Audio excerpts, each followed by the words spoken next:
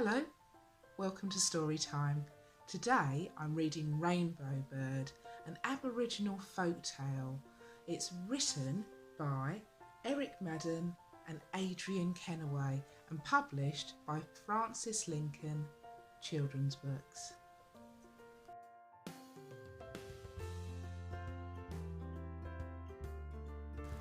Long, long ago, in the time of dreams, when the world was being born, there lived a rough, tough crocodile man. He was huge and mean and scary, and he had one thing nobody else had. Fire. Fire was his alone. Sometimes he held it with his foot.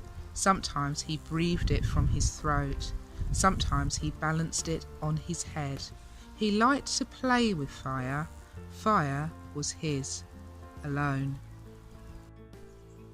When other animals begged for fire, Crocodile Man just laughed. If they came too close, he frightened them away, snarling and snapping his jaws. "I'm boss for fire," he growled through his teeth. "I'm boss for fire." In a nearby tree lived Bird Woman. She could never get close to fire, so she had no light in the dark. She was cold at night, and she ate her fish and lizards raw.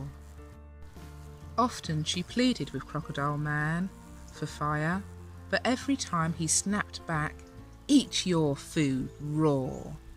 "But what about people?" Bird Woman asked sadly. "How are they to cook their food?" "They must eat it raw too," croaked the cross crocodile, knocking her away with his tail. "You will not have my fire sticks." "You're so mean," sighed Bird Woman.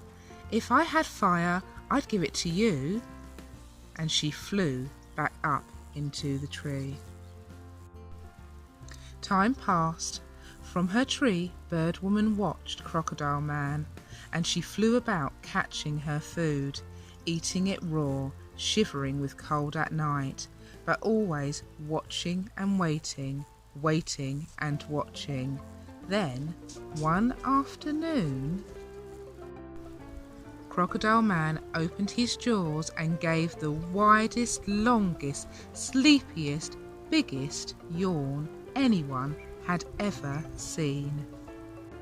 "Now's my chance," thought Bird Woman. She flashed down from the tree, snatched up the fire sticks and flew back into the air, and there was nothing Crocodile Man could do.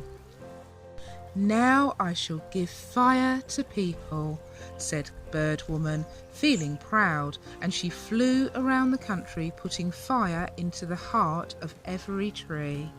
From that day on, people could make food using dry sticks and logs from a tree, and they could cook their food, keep warm at night, and light their way in the dark. Then Bird Woman did a little dance and put the fire sticks into her tail. She became the beautiful Rainbow Bird. Now Rainbow Bird flew back to Crocodile Man. "You must stay down there in the wet," she said. "I'll fly high in the dry. I'll be a bird. I'll stay on top. I'll live in the air. If you come up here, you might die." And to this day, Crocodile lives down in the swamp. His fire has gone now, but when he growls and opens his mouth, he still seems to say, "I'm boss. I'm boss." And Rainbow Bird, she lives in the sky, and sometimes, if you're lucky, you can see her still taking fire to the trees in a blaze of feathers, rainbow bright. Well, I hope you enjoyed that story. It was called Rainbow Bird. I'll see you again soon. Bye.